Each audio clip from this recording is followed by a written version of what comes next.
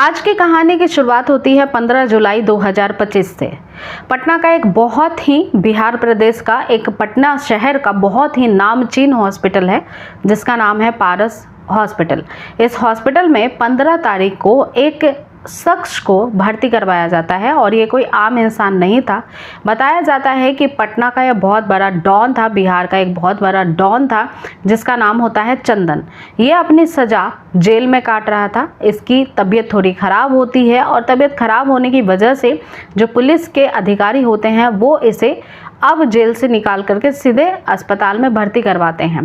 भर्ती करवाए हुए पारस अस्पताल में 24 घंटे भी नहीं बीतते हैं और सुबह लगभग 7 बजे के आसपास ही 5 ऐसे अज्ञात लोग आते हैं उस हॉस्पिटल में, उस इमरजेंसी वार्ड में जहां पे चंदन भर्ती था, और सीधे आते हैं और सभी के हाथों में गन होती है, हथियार से लैस थे। ये सीधे उस रूम में घुसते हैं जहां पे चंदन को एडमिट कराया गया था। सीधे उस कमरे में जाते हैं और सीधे दनादन गोलियों की आवाज़ सुनाई देती है और बताया जाता है कि चंदन नाम के डॉन का शूट आउट हो चुका है।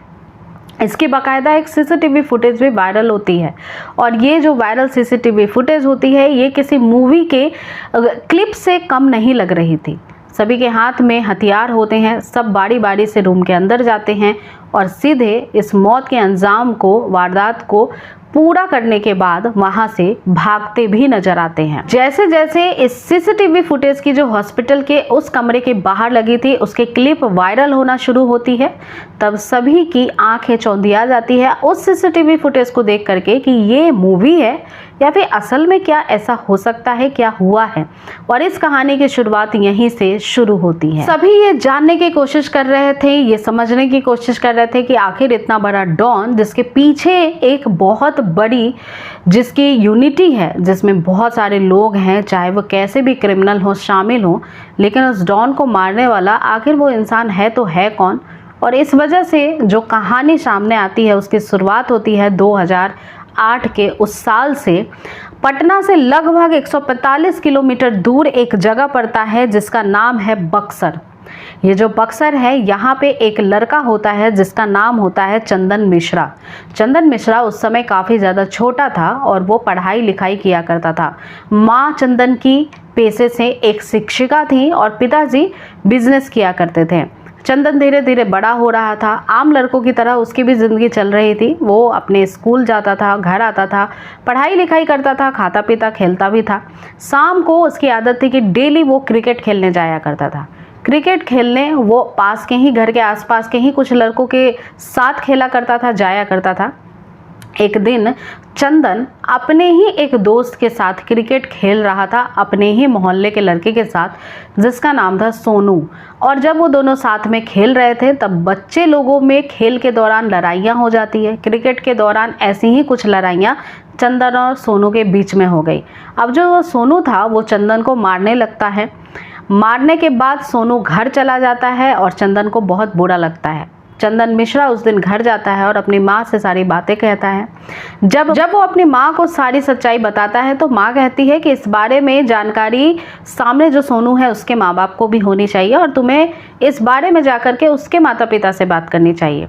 ऐसा सुनने के बाद वो सीधे दूसरे दिन सोनू के घर पहुँच जाता है और उसके माँ बाप से जाकर कंप्लेन करने लगता है कि उसके बेटे ने खेल के दौरान क्या क्या हरकतें की हैं और इस तरह से लड़ाई झगड़ा करके उसे मारा भी है।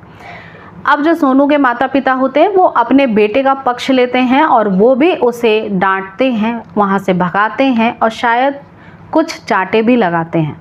और ये बात चंदन को इतनी बुरी लग जाती है कि वो सीधे अपने घर जाता है, अपने पिता के लाइसेंसी रिवॉल्वर को निकालता है जो कि लोडेड थी और सीधे सोनू को जा कर के मार देता है। वो फायर करता है और सीधे सोनू की हत्या हो जाती है। जब इस हत्या की जानकारी अब चंदन मिश्रा के माँ बाप को पता चलती है तब वो भागे दौड़े अपने बेटे के पास आते हैं और तब तक चंदन मिश्रा पुलिस की गिरफ्त में था। पुलिस उसे जेल भेजने ही वाली थी, लेकिन इतने ही देर में माँ बाप एक सर्टिफिकेट लेकर के आते हैं जो एज सर्टिफिकेट था। चंदन की एज उसमें 18 साल से कम बताई जाती है। जब पुलिस ये पूरी जो सर्टिफिकेट है उसकी परीक्षण करती है, जांच करती है, तो पता चलता है कि चंदन अभी 18 साल का नहीं हुआ है, जिस वजह से कोर्ट से उसे अब रिमांड पे लिया जाता है, पूछताछ की जाती है और फिर उसे जेल ना भेज कर सीधे उसे रिमांड होम भेज दिया जाता है। इस तरह के रिमांड होम में, बाल सुधार गृह में, वो बच्चे आते हैं जो छोटी मोटी गलती करते हैं या बड़ी गलती भी करते हैं, और अगर वो बालिग नहीं होते हैं तो उनकी काउंसलिंग की जाती है, उन्हें रखा जाता है और उन्हें समझा बुझाकर एक अच्छा इंसान बनाने का प्रयास किया जाता है। लेकिन जिस रिमांड होम में चंदन मिश्रा को भेजा गया था, वहाँ पे अन्य और भी ऐसे आरोपी बच्चे थे जो कि तरह तरह की क्राइम करके आए हुए थे। अब उसे एक ऐसा इन्वायरमेंट मिलता है जो कि बिल्कुल क्रिमिनल माइंडेड इन्वायरमेंट था। उसके ऐसे दोस्त बनने लगते हैं और वो सुधरने की बजाय अब एक बहुत ही हार्ड क्रिमिनल बनने की ओर उसका दिमाग चलना शुरू हो जाता है। कुछ ही वक्त में रिमांड होम से जब चंदन बाहर आता है, तब वो ऐसे तो छोटी मोटी वारदातों को अंजाम दिया ही करता था। एक दिन उसकी मुलाकात होती है ओमकार नाथ, और इसे लोग शेरू के नाम से भी पहचानते थे। शेरू सिंह इसका पूरा नाम था और ये कॉमन फ्रेंड के द्वारा इन दोनों की मुलाकात हुई थी। यानी चंदन और शेरू एक कॉमन फ्रेंड के द्वारा ही मिले थे। तब तक ये छोटे मोटे बदमाश या गुंडागर्दी करते थे अपने इलाकों में, लेकिन जब दोनों साथ में मिलते हैं, दोनों की दोस्ती हो जाती है।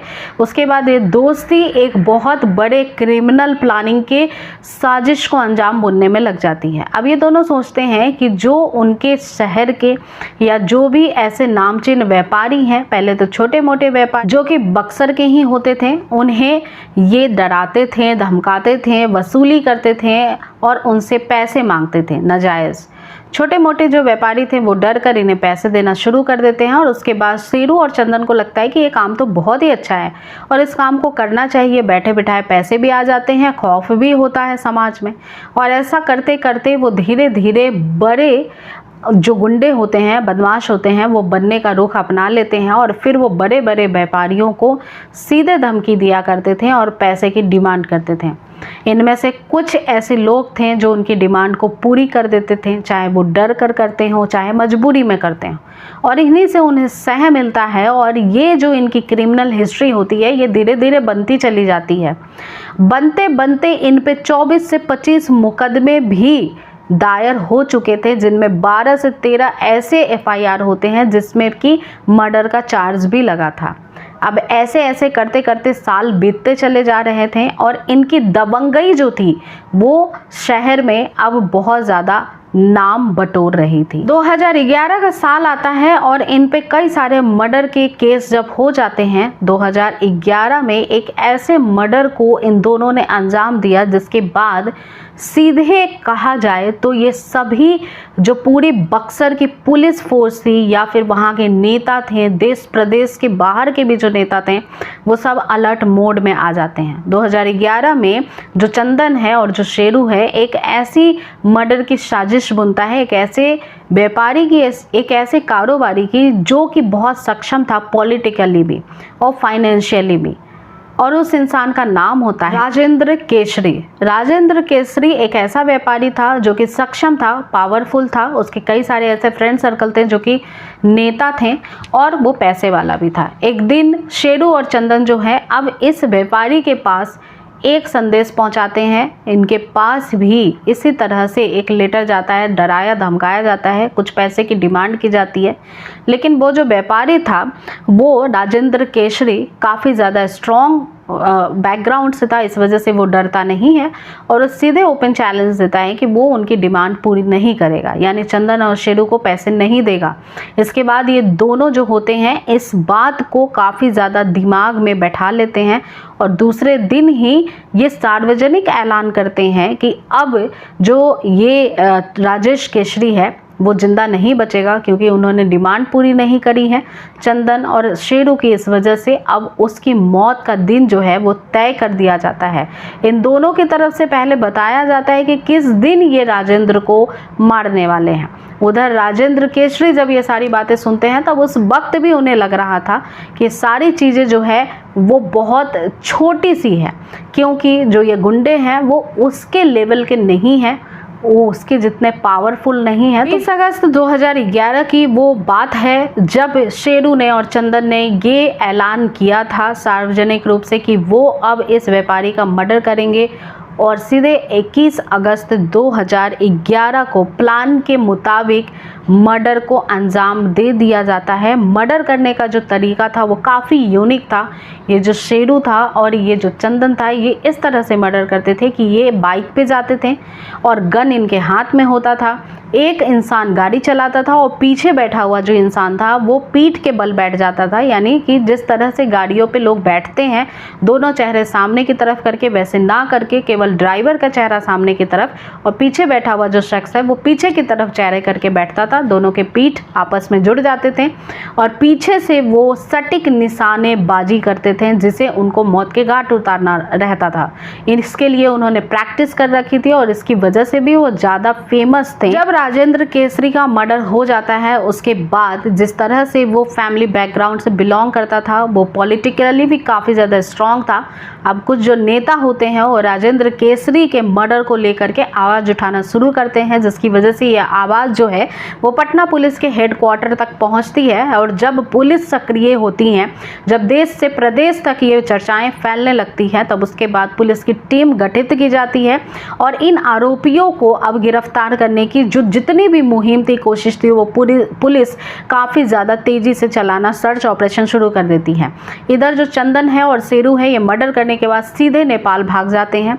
नेपाल भी पुलिस की टीम पहुंचती है, उस जगह तक पहुंच जाती है जहां पे शेरू और चंदन की जो मुखबिरी है उसके द्वारा पता लगाई गई थी, लेकिन कुछ ही मिनटों पहले या कुछ ही घंटों पहले वहाँ से वो जगह छोड़कर और फिर कोलकाता भाग जाते हैं। और जिसकी वजह से जो कुछ एप्लॉज थे कि जो हमारी इंडियन सरकार है या फिर इंडिया से गए हुए जो लोग थे, पटना के पुलिस के जो अधिकारी थे जो कि नेपाल गए थे, वो सीधे डायरेक्टली चंदन को और उसके साथी को गिरफ्तार नहीं कर सकते थे, क्योंकि दो देश का यहाँ पे मामला था और यहाँ पे कागजी जो कार्रवाई थी वो बहुत ज़्यादा ठोस नहीं थी, जिस वजह से चंदन और शेरू वहाँ से फरार होने में कामयाब हो जाते हैं। पुलिस को थोड़ा वक्त लगता है, लेकिन फिर भी पुलिस पीछे नहीं हटती है। पुलिस सर्च ऑपरेशन चला ही रही थी और कुछ दिनों के बाद ही मुखबिर के द्वारा पता चलता है कि वो कोलकाता भाग चुके हैं। कोलकाता कहाँ पे वो रह रहे हैं, फिर उस जगह की जानकारी पुलिस वालों को लगती है और पुलिस की टीम कोलकाता पहुंचकर और फिर वहां से शेरू को और साथ ही चंदन को धर दबोचती है, गिरफ्तार कर लेती है। गिरफ्तारी के बाद सबसे पहले इन्हें बक्सर के जेल में रखा जाता है। दोनों ही जेल में थे, लेकिन बक्सर में इनकी काफ़ी ज़्यादा जान पहचान थी, काफ़ी ज़्यादा लोग इनके सपोर्ट में थे जो कि इनके गैंग के थे और जिस वजह से इन्हें बहुत ज़्यादा वहाँ पे जो है तवज्जो मिल रहा था। जेल वाली जो फैसिलिटी होती है कि एक आरोपी को सही दिशा दिखाई जाए, वो पुलिस करने में जब नाकाम थी, देख रही थी कि वो काफ़ी ज़्यादा वहाँ पे भी उपद्रव मचाते हैं। उसके बाद वहाँ से अब शेरू को और चंदन को अलग अलग जेल में शिफ्ट करने की पुलिस की जो कार्रवाई है वो शुरू हो जाती है। इस वजह से इन्हें जो है भागलपुर जेल भेज दिया जाता है। इसके बाद उनको बेऊर जेल भेजा जाता है पटना के, साथ ही उनको पालिया जेल भी भेजा जाता है और इन सभी जेलों में वो अलग अलग ही रहते थे। इसके बाद जब दो दोस्त अलग अलग होते हैं, दोनों में बातचीत नहीं होती है, तो ये दोनों ही आपस में ही कुछ बातों को लेकर के खटास इनके दोनों में पैदा होना शुरू हो जाती है। सबसे पहला एक खटास का कारण होता है कि लोअर कोर्ट जो बक्सर का होता है वो इसी व्यापारी के जो केस की सुनवाई चल रही थी उसमें फैसले सुनाते हैं और जब फैसला सुनाया जाता है तो बताया जाता है कि राजेंद्र केसरी की हत्या करने की वजह से लोअर कोर्ट ने ये दोनों आरोपियों में से जो शेरू था उसे फांसी की सज़ा सुनाई है और जो चंदन कुमार था, चंदन मिश्रा, उसे उम्र कैद की सज़ा सुना दी गई है। जब ये दोनों सज़ा के बारे में दोनों आरोपियों को पता चलता है तो दो दोस्तों में खटास की वो एक बीज जो है वो पनपना शुरू हो जाती है। उसके बाद लगातार अब धीरे धीरे करके जो शेरू के लोग थे वो पुलिस की गिरफ्त में आ रहे थे, कुछ के एनकाउंटर हो जाते हैं और कुछ गिरफ्तार हो जाते हैं। और इधर जो चंदन था, चंदन मिश्रा के जो लोग होते हैं गैंग के, वो गिरफ्तार नहीं होते हैं, वो बचते चले जाते हैं और इस वजह से दूसरा खटास फिर से चंदन और शेरू के बीच में आता है। शेरू को लगता है कि चंदन कुछ ना कुछ ऐसी साजिशें करता है जेल में बैठे हुए, उसके बड़े अधिकारियों से जान पहचान है जिसकी वजह से उसके लोग पकड़ाते नहीं हैं। उसे सज़ा भी अलग हुई है, उसे उम्र कैद हुई है, मुझे फांसी हुई है। तो इस तरह से दो दोस्तों के बीच में करवाहट शुरू हो जाती है और यहाँ से दोनों अब एक दूसरे के दुश्मन होना शुरू हो जाते हैं। भागलपुर जेल में जब चंदन मिश्रा होता है तो वहां से कुछ ऐसे फोटोज वो वायरल करता है खींचकर, जो सोशल मीडिया पे आते हैं। और फिर उसे जब शेरू देखता है तो उसे लगता है कि उसे जेल में भी काफ़ी ज़्यादा फैसिलिटी दी जा रही है, उसे जेल में भी मोबाइल अलाउ है, वो जो चाहता है वो जेल से कर पाता है और मेरे साथ ऐसा नहीं हो पा रहा है। इसकी वजह से ये तीसरा जो पॉइंट था दोनों के बीच में, वो फिर से दुश्मनी पैदा कर रहा था। और साथ ही जैसे जैसे ये खटास आगे बढ़ती जा रही थी, ये दुश्मनी आगे बढ़ती जा रही थी, दोनों एक दूसरे के जानी दुश्मन बन बैठते हैं। इन दोनों की दुश्मनी की चौथी वजह ये भी बताई जाती है कि जो शेरू है उसके परिवार की एक लड़की थी उस टाइम में, जिससे चंदन मिश्रा की नज़दीकियां थी। दोनों का परिवार, दोनों की जातियां अलग अलग थी। इस वजह से शेरू को ये पसंद नहीं था लव अफेयर, और चंदन को लेकर के वो उस समय भी अपने दिल में काफ़ी ज़्यादा दुश्मनी रख रहा था और ये दुश्मनी का कारण आगे भी बना। तो ये 3 से 4 ऐसी चीज़ें थी जिसकी वजह से ये दो दोस्त जो कभी जिगरी यार हुआ करते थे, ये दुश्मन बन बैठते हैं, और वो भी जानी दुश्मन। कई बार शेरू को ऐसा भी लगता था कि जो उगाई से पैसे आते हैं चंदन उससे पूरा शेरू तक नहीं पहुंचाता है या बराबर का हिस्सा नहीं करता है, और दोनों को एक दूसरे के लिए ऐसा ही लगता था कि पैसे का बंटवारा भी सही तरीके से हिस्से में नहीं किया जा रहा है। अब लिहाजा धीरे धीरे समय बीतता चला जाता है और शेरू पालिया जेल में होता है। इसके साथ ही अब 14 साल इन दोनों को जेल में बिताए हुए हो जाते हैं। दोनों लगातार जेल से बाहर आने के लिए पेरोल की अर्जी दे रहे थे कोर्ट में, लेकिन कोर्ट इसे खारिज करती चली जा रही थी क्योंकि ये कुख्यात डॉन थे बिहार के। इस वजह से वो बाहर आने के बाद कोई ऐसा वारदात ना कर दे जो कि हमारे समाज के लिए सही नहीं है। इस कारण से शायद उनकी बेल की या फिर उनकी जो पेरोल की अर्जी होती थी वो खारिज कर दी जाती थी।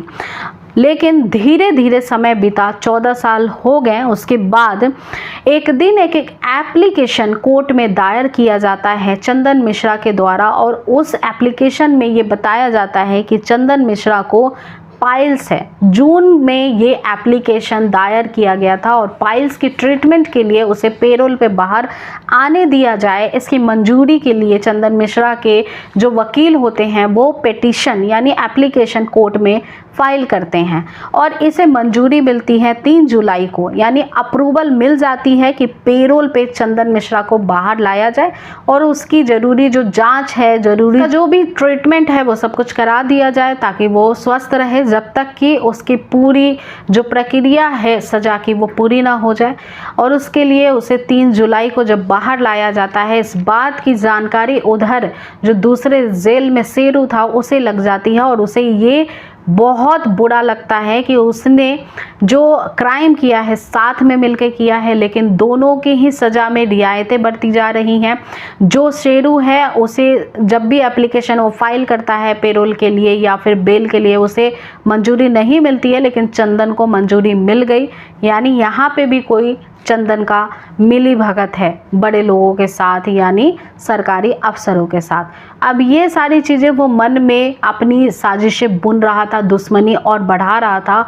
और 3 जुलाई को जब उसे पता लग जाता है कि उसका जो दोस्त है जो कि कभी हुआ करता था वो अब जेल से बाहर आ चुका है पेरोल पे, तब अब वहीं से उसकी मर्डर की प्लानिंग वो जेल में ही बैठे हुए शुरू करता है, क्योंकि अब वो उससे बर्दाश्त नहीं हो रहा था। उसे लग रहा था कि उसके साथ काफ़ी भेदभाव किया जा रहा है।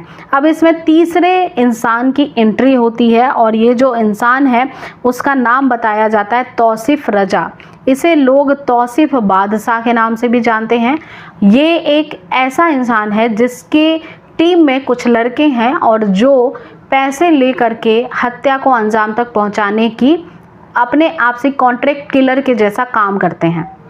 इसका वो पैसा लेते हैं और इधर जो जेल में बंद शेरू था उसको पता था कि ये जो बादशाह नाम का इंसान है तौसीफ बादशाह, ये पैसे लेकर कॉन्ट्रैक्ट किलिंग का काम करता है। तौसीफ बादशाह जो है उसे अपनी गुंडई या फिर दबंगई दिखाने का बहुत शौक है अपने इलाके में, जिसकी वजह से इसने पटना हो या फिर बिहार के आसपास कई सारे जगहों पे अपने ऐसे कॉन्ट्रैक्ट किलर भेजे हैं या फिर खुद से कई सारे मर्डर कर रखे हैं, जो कि वो पैसे लेकर के करता है। उसके पीछे उसकी कोई दुश्मनी पर्सनल नहीं होती है और ये शेरू को पता होता है। इस वजह से वो अब कॉन्ट्रैक्ट देता है अपने ही दोस्त को, जो कभी बहुत खास दोस्त हुआ करता था चंदन मिश्रा, उसे मारने के लिए हायर करता है तौसीफ बादशाह को। और तौसीफ बादशाह जो होता है 5 अन्य जो उसके गुर्गे होते हैं उसे अपने अंडर में लेता है 15 जुलाई को, क्योंकि तौसीफ रैकी करता है। उसे पता था कि चंदन मिश्रा को जो हॉस्पिटल है वहाँ पे एडमिट कराया गया है पटना में पारस हॉस्पिटल में, और वहाँ पे उसकी थोड़ी बहुत पहुँच थी, जान पहचान थी, जिस वजह से जिस रूम में 15 जुलाई को पारस हॉस्पिटल में चंदन मिश्रा एडमिट था उस रूम की जो लॉक सिस्टम थी उसे भी वो अपने आदमियों के द्वारा, हॉस्पिटल के जो स्टाफ होते हैं, शायद कोई उसका पहचान का था, उसके द्वारा उसे खराब करवा देता है। और 15 तारीख को सुबह 7 बजे के लगभग 4 से 5 लोग होते हैं इस तौसीफ बादशाह के साथ, जो धीरे धीरे करके 2nd फ्लोर पे जाते हैं पारस हॉस्पिटल के और उस रूम में पहुंचते हैं जो कि 209 रूम नंबर बताया जाता है। इस रूम में चंदन मिश्रा अपने बेड पे लेटा होता है। ये जो 4 से 5 लोग होते हैं सभी के पास हथियार थे। ये धीरे धीरे रूम में पहुंचते हैं और चंदन मिश्रा पे फायर करना शुरू करते हैं। उसे गोलियों से भून दिया जाता है और तब तक उसे मारा जाता है गोलियों से जब तक कि वो मर ना जाए, उसकी जान चली ना जाए। उसके बाद उसकी हत्या को अंजाम देने के बाद ये चारों और 5 आरोपी जो होते हैं बादशाह को मिलाकर, ये सभी उस रूम से बाहर निकलते हैं और धीरे धीरे वहां से रफू चक्कर हो जाते हैं, फरार हो जाते हैं। इधर पुलिस को जब हत्या की जानकारी मिलती है तब उसके बाद FIR दर्ज की जाती है। उसी हॉस्पिटल के जो मॉर्चरी रूम है वहाँ पे भेजा जाता है इस बॉडी को और बॉडी का चंदन मिश्रा के पोस्टमार्टम की प्रक्रिया करवाई जाती है। इसके बाद जो FIR होता है इसमें कुछ नाम जो है वो प्राथमिकता से नामजद करवाए जाते हैं, जिसमें 10 लोगों को आरोपी बनाया जाता है। इसमें तौसीफ रजा का नाम लिया जाता है, मोनू सिंह का नाम लिया जाता है, बलवंत नीलेश का नाम लिया जाता है, साथ ही सूर्यभान, अभिषेक और निशु नाम के, और साथ ही इनके साथ अन्य भी कुछ आरोपी हैं जिनको नामजद करके इनकी धरपकड़ और गिरफ्तारी की पुलिस कोशिश में जुट जाती है। कुछ आरोपियों को गिरफ्तार कर लिया जाता है और इनसे पूछताछ के आधार पे अन्य और कौन कौन से लोग इसमें शामिल हैं उनकी भी धरपकड़ के लिए बिहार पुलिस काफ़ी ज़्यादा एक्टिव हो जाती है।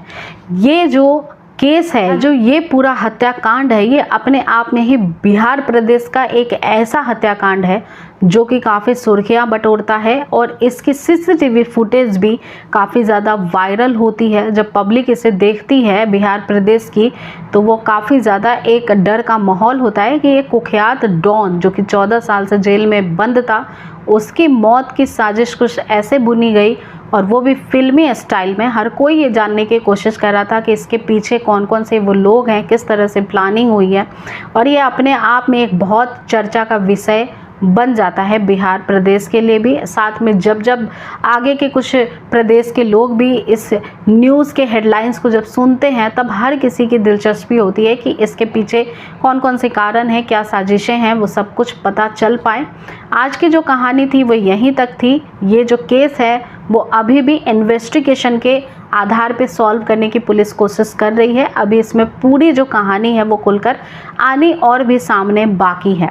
इस कहानी का सुनाने का मेरा मकसद किसी भी व्यक्ति की भावनाओं को ठेस पहुंचाना या दुख पहुंचाना नहीं था। मैं बस कहानियां आपको इसीलिए सुनाती हूं ताकि आप सतर्क रहें, सावधान रहें, अपने आप को सुरक्षित रख सकें। अगर आप ऐसी ही रियल इंसिडेंट और क्राइम की स्टोरी सुनना पसंद करते हैं तो आप इस चैनल को सब्सक्राइब कर सकते हैं, वीडियो को लाइक कर सकते हैं और अपने सुझाव हमें कमेंट में लिख सकते हैं।